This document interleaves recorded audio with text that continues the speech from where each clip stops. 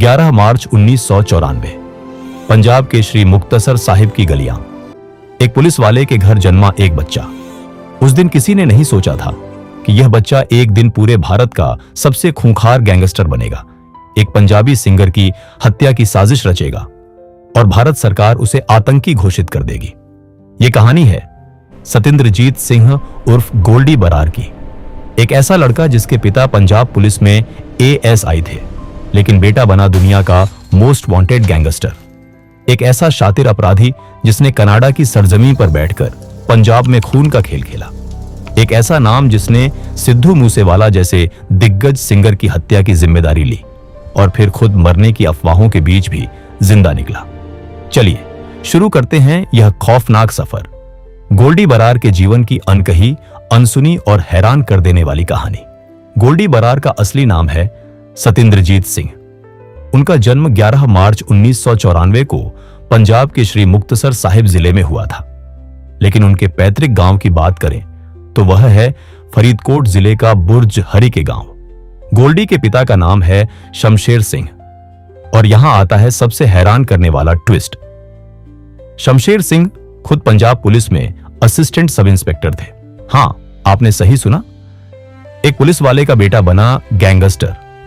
लेकिन यहां कहानी और भी गहरी है।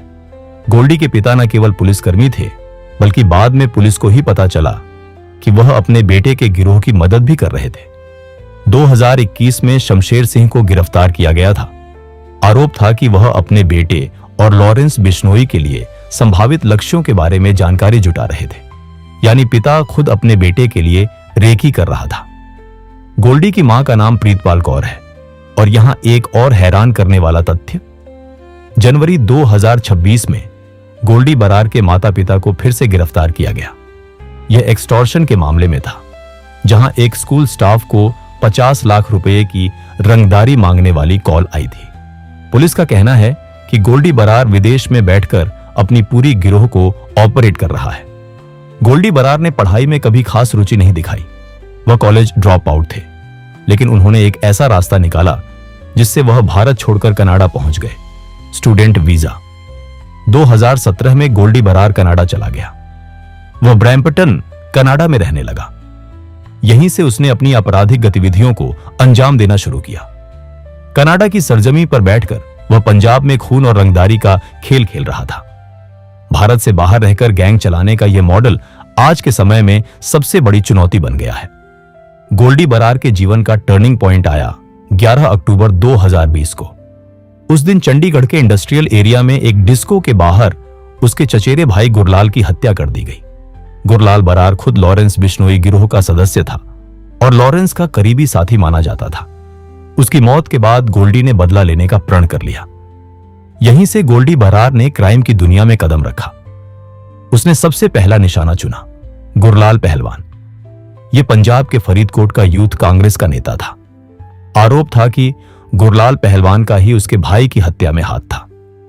गोल्डी ने गुरलाल पहलवान की हत्या की साजिश रची और मई 2022 में एक फरीदकोट अदालत ने उसके खिलाफ गैर जमानती वारंट जारी कर दिया।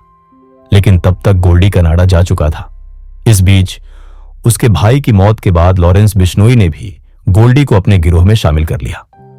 लॉरेंस ने गोल्डी पर भरोसा किया और उसे अपना राइट हैंड बना लिया। अब दोनों मिलकर पंजाब में आतंक मचाने वाले थे।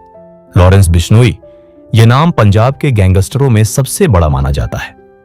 वह आज दिल्ली की तिहाड़ जेल में बंद है, लेकिन जेल के अंदर से ही वह अपने पूरे गिरोह को ऑपरेट करता है। गोल्डी बरार ने लॉरेंस के साथ मिलकर काम करना शुरू किया। अब यह गिरोह पंजाब में सबसे खतरनाक माना जाने लगा। एनआईए की एक रिपोर्ट ने यह भी खुलासा किया कि बिश्नोई गिरोह और गोल्डी बरार का प्रो खालिस्तान आउटफिट्स से कनेक्शन है। यानी यह सिर्फ गैंगस्टर नहीं था, यह राष्ट्र विरोधी गतिविधियों में भी शामिल था। 29 मई 2022 पंजाब के मानसा जिले के जवाहर के गांव में एक काली महिंद्रा थार एसयूवी तेज रफ्तार में जा रही थी। उस एसयूवी में बैठा था पूरे पंजाब का दिल, दुनिया भर में मशहूर पंजाबी सिंगर, कांग्रेस नेता सिद्धू मूसेवाला। अचानक दो गाड़ियों ने उस एसयूवी को घेर लिया। एक गाड़ी ने आगे जाकर रास्ता रोक दिया और फिर गोलियों की बौछार हो गई। 28 साल के सिद्धू मूसेवाला को कई गोलियां लगी, उनकी मौके पर ही मौत हो गई। पूरे पंजाब में शोक की लहर दौड़ गई। लाखों लोगों ने अपना चहेता सिंगर खो दिया। लेकिन इस हत्याकांड में सबसे बड़ा नाम था गोल्डी बरार। हत्या के कुछ ही घंटों बाद गोल्डी बरार ने फेसबुक पर एक पोस्ट कर जिम्मेदारी ले ली। उसने लिखा, सचिन बिश्नोई ढट्टरावाला, लॉरेंस बिश्नोई और मैं इस हत्या के पीछे हैं। 3 साल बाद जून 2025 में गोल्डी बरार ने बीबीसी को एक लंबा इंटरव्यू दिया और उसने खुलासा किया, आखिर क्यों मरा सिद्धू मूसेवाला। गोल्डी ने कहा, हमारे पास कोई चारा नहीं था, हमें उसे मारना ही था, या तो वह मरता या हम, इतना सरल था। सिद्धू मूसेवाला का लॉरेंस बिश्नोई से पहले अच्छा संबंध था, लेकिन फिर एक कबड्डी टूर्नामेंट ने सब कुछ बदल दिया। सिद्धू ने उस कबड्डी टूर्नामेंट को प्रमोट किया जो बिश्नोई गिरोह के प्रतिद्वंद्वी बांभा गिरोह के गांव से जुड़ा था। लेकिन असली विस्फोट तब हुआ जब 7 अगस्त 2021 को विक्की मिड्डूखेड़ा की मोहाली में हत्या कर दी गई। गोल्डी का आरोप है सिद्धू मूसेवाला का इस हत्या में हाथ था। गोल्डी ने कहा, हर कोई जानता था कि सिद्धू का इस हत्याकांड में रोल था, लेकिन कोई कार्रवाई नहीं हुई। और फिर उसने वो कहा, जब शालीनता बहरे कानों पर गिरती है तो बंदूक की गोली ही सुनाई देती है। गोल्डी बरार का नाम कई अन्य हत्याओं, हत्या के प्रयासों, ड्रग्स तस्करी और रंगदारी के मामलों में आता है। गोल्डी ने कोटकपुरा में डेरा अनुयायी प्रदीप सिंह कटारिया की हत्या की भी जिम्मेदारी ली। गोल्डी बरार ने बॉलीवुड सुपरस्टार सलमान खान को भी धमकी दी थी। उसने कहा था, मेरी गैंग सलमान खान को जरूर मारेगी, जब भी मौका मिलेगा उसे मार देंगे। गोल्डी बरार के टारगेट में कपिल शर्मा, दिशा पटानी, अर्श डल्ला, शग्नप्रीत जैसे कई नाम शामिल हैं। हत्याएं ही नहीं, गोल्डी बरार का गिरोह रंगदारी का धंधा भी चलाता है। एक ताजा मामले में मुक्तसर के एक स्कूल स्टाफ को 50 लाख रुपए की रंगदारी मांगने वाला फोन आया था।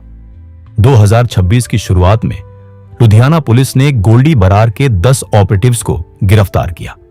उनके पास से 12 उन्नत हथियार बरामद किए गए। सबसे हैरान करने वाली बात यह है कि कुछ हथियार लुधियाना सेंट्रल जेल के अंदर से मंगवाए गए थे। जनवरी 2024 में भारत के गृह मंत्रालय ने एक बड़ा फैसला लिया। गोल्डी बरार को यूएपीए के तहत आतंकी घोषित कर दिया गया। सरकार ने यह भी खुलासा किया कि गोल्डी बरार का बब्बर खालसा इंटरनेशनल से भी कनेक्शन था। गृह मंत्रालय ने उस पर ड्रोन के जरिए हथियार, गोला बारूद और विस्फोटक भारत में तस्करी करने का भी आरोप लगाया। जून 2022 में भारत सरकार ने इंटरपोल के जरिए गोल्डी बरार के खिलाफ रेड नोटिस जारी किया। कनाडा के बोलो प्रोग्राम ने भी गोल्डी बरार को अपने टॉप 25 मोस्ट वांटेड फुगिटिव्स में शामिल किया है। उसकी गिरफ्तारी के लिए $50,000 का इनाम भी रखा गया है। माना जाता है कि गोल्डी बरार अब कनाडा छोड़कर अमेरिका चला गया है। 30 अप्रैल 2024 अमेरिका के फ्रेस्नो, कैलिफोर्निया से एक खबर आई। एक शूटआउट में एक व्यक्ति मारा गया। भारतीय मीडिया में तुरंत आग लग गई। रिपोर्ट्स आने लगी, गोल्डी बरार मारा गया। लेकिन कुछ ही घंटों बाद अमेरिकी पुलिस ने सारी अफवाहों पर पानी फेर दिया। फ्रेस्नो पुलिस डिपार्टमेंट के लेफ्टिनेंट ने साफ कर दिया, मरने वाला व्यक्ति गोल्डी बरार नहीं था। तो गोल्डी बरार जिंदा है और अभी भी फरार है। गोल्डी बरार और लॉरेंस बिश्नोई के बीच दरार आ गई है। गोल्डी बरार अब लॉरेंस बिश्नोई के गिरोह से अलग हो चुका है। उसने अब रोहित गोदारा और काला झठेड़ी के साथ मिलकर एक नया गठबंधन बना लिया है। यह टकराव और भी खूनी हो सकता है। जून 2025 में गोल्डी बरार ने बीबीसी को एक लंबा ऑडियो इंटरव्यू दिया। जब पत्रकार ने उससे पूछा, आपने कानूनी प्रक्रिया का सहारा क्यों नहीं लिया, तो गोल्डी ने कहा, हमारे जैसे लोगों के लिए न्याय नहीं है, न्याय सिर्फ ताकतवरों को मिलता है। सिद्धू मूसेवाला के पिता बलकौर सिंह ने इस डॉक्यूमेंट्री की कड़ी आलोचना की, लेकिन गोल्डी ने कोई पछतावा नहीं दिखाया। उसने कहा, हमने न तो माफ किया और न कभी माफ करेंगे। आज 2026 में गोल्डी बरार अभी भी फरार है। वह कथित तौर पर अमेरिका में छिपा हुआ है, लेकिन वह अभी भी अपने गिरोह को ऑपरेट कर रहा है। दोस्तों, गोल्डी बरार की कहानी सिर्फ एक गैंगस्टर की कहानी नहीं है। यह कहानी है एक पुलिस वाले के बेटे की, जो बना दुनिया का मोस्ट वांटेड आतंकी। यह कहानी है एक कॉलेज ड्रॉप आउट की, जिसने कनाडा अमेरिका में बैठकर पंजाब में खून का खेल खेला। यह कहानी है सिद्धू मूसेवाला जैसे करोड़ों के दिल को चीरने वाले की। लेकिन एक दिन कानून उस तक जरूर पहुंचेगा, क्योंकि इतिहास गवाह है, कोई भी गैंगस्टर हमेशा के लिए नहीं छिप सकता। जय हिंद, जय भारत।